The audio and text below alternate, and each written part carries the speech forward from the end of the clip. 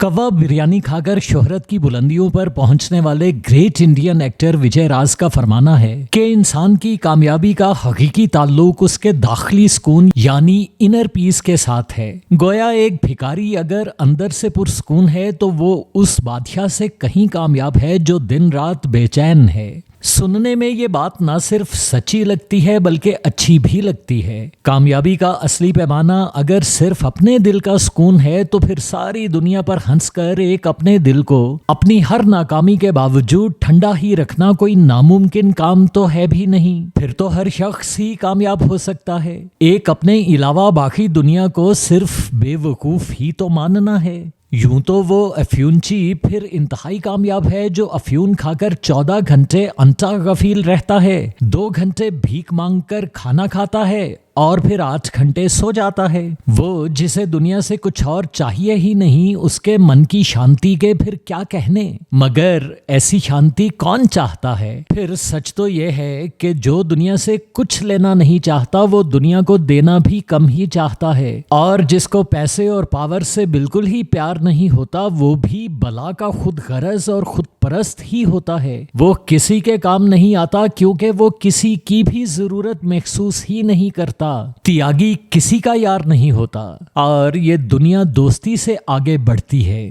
किस्सा मुख्तसर सरसरी अंदाज में देखा जाए तो भी कामयाब वही कहला सकता है जिसके अंदर खूब सुकून भी होता है और देखती दुनिया भी जिस पे रश्क ही करती है। खैर अंदर का सुकून फिर भी उस मुकद्दस बेचैनी के सामने हकीर और हीच ही रहता है कि जो बेकरारी हर उस बड़े दिमाग को सताती रहती है कि जिसमें कोई बड़ा ख्वाब बसा होता है। जो दुनिया के लिए कुछ बड़ा करना चाहता है, जो कोई बड़ा मकसद रखता है, उसके लिए जिंदगी जितनी भी हो थोड़ी होती है और वो मर जाने से पहले अपना काम करके ही जाना चाहता है। ऐसा हर बड़ा इंसान अंदर से कितना बेचैन भी रहता है, फिर इसका अंदाजा हम सिकंदर, नीत्शे और एलोन मस्क को देखकर बखूबी कर सकते हैं। सिकंदर टुकड़ियों में बटी तमाम ही इंसानी दुनिया को एक ही अजीम इंसानी रियासत बनाना चाहता था। सिकंदर बेचैन रहा। नीत्शे का मकसद और भी बड़ा और मुश्किल था। वो नजरियात में बटी इंसानी दुनिया को एक ही नजरिया पर कायल करना चाहता था। वो और भी बेचैन रहा।